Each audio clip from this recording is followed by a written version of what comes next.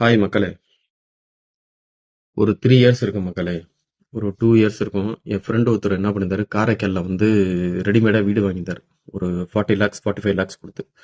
நான் சொல்லியிருந்தேன், இதுமாரி வீடு இந்த ரெடிமேடு வீடு வாங்குறதுக்கு முன்னாடி முடிஞ்ச அளவுக்கு செக் பண்ணிட்டு வாங்குடா, என்ன கண்டிஷனில் இருக்குது, என்ன குவாலிட்டியில் கட்டினாங்கன்னு தெரியல, வாங்குடா, வா செக் பண்ணிட்டு வாங்கடான்னு சொல்லி கேட்காம வாங்கினாரு. கிட்டத்தட்ட ஒரு வருஷத்துக்கு இடையில பார்த்தீங்கன்னா வீடு அப்படியே இந்த சுவர்லாம் பார்த்தீங்கன்னா பளபளன்னு கொட்ட ஆரம்பிச்சிருச்சு. இங்கே உள்ள மக்கள் என்ன பண்ணுறாங்கன்னா, இந்த சோஷியல் மீடியாவில் இந்த இதுல எல்லாம் பார்த்துட்டு கட்டி இருக்க ரெடிமேட் வீட்டை போய் வாங்குறாங்க. வாங்குறது தப்பு இல்லை. ஆனால் வாங்குறதுக்கு முன்னாடி ஒரு குவாலிஃபைடு எக்ஸ்பர்ட்டை வச்சு செக் பண்ணிட்டு, ஒரு குவாலிஃபைடு பர்சனை வச்சு செக் பண்ணிட்டு, என்ன பில்டிங் கண்டிஷனு, என்ன ரூஃபு, என்ன வால்லு, என்ன ராடு யூஸ் பண்ணியிருக்காங்க, என்ன சிமெண்ட் யூஸ் பண்ணியிருக்காங்க, பிளம்பிங் சிஸ்டம் என்ன, எலக்ட்ரிக்கல் சிஸ்டம் என்ன, எல்லாத்தையும் செக் பண்ணிட்டு ப்ராப்பராக லீகல் டாக்குமெண்ட்ஸ் என்ன எல்லாத்தையும் செக் பண்ணிட்டு ப்ராப்பராக அதுக்கப்புறம் வாங்க. அப்படி இல்லைன்னா ரெடிமேட் வீடை வாங்காதீங்க. எப்பேற்பட்ட வீடு என்ன குவாலிட்டியில் கட்டினாலும் மேக்ஸிமம் 40 to 45 இயர்ஸ் தான் வேலிடிட்டி. இங்கே உள்ள முக்காசி பேர் என்ன பண்ணுறாங்கன்னா, வீடை வாங்கிவிட்டு ஒரு 10-15 வருஷம் நல்லா ரஃப் யூஸ் பண்ணிட்டு நல்லா யூஸ் பண்ணிட்டு நல்லா அதுக்கப்புறம் 15-20 வருஷம் கழிச்சு மறுபடியும் பட்டி டிங்கரிங் பார்த்துட்டு எவன்ற தலையில கட்டிடுவாங்க. இவங்க யாராவது செக் பண்ணாமல் வாங்கிட்டாங்கன்னா முடிஞ்சு போச்சு.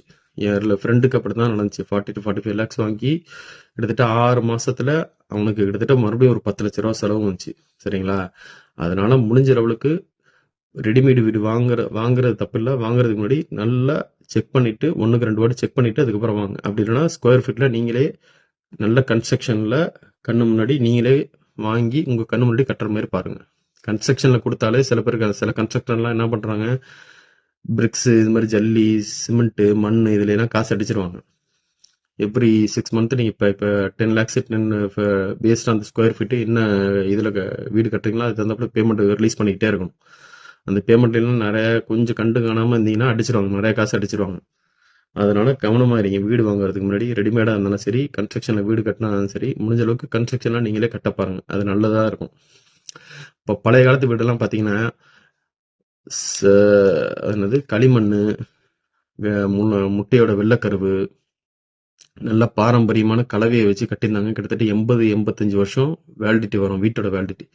பட் இப்போ கட்டுற குவாலிட்டியான வீடெல்லாம் மிஞ்சி போனால் 40-45 வருஷம் தான் வேலிடிட்டி.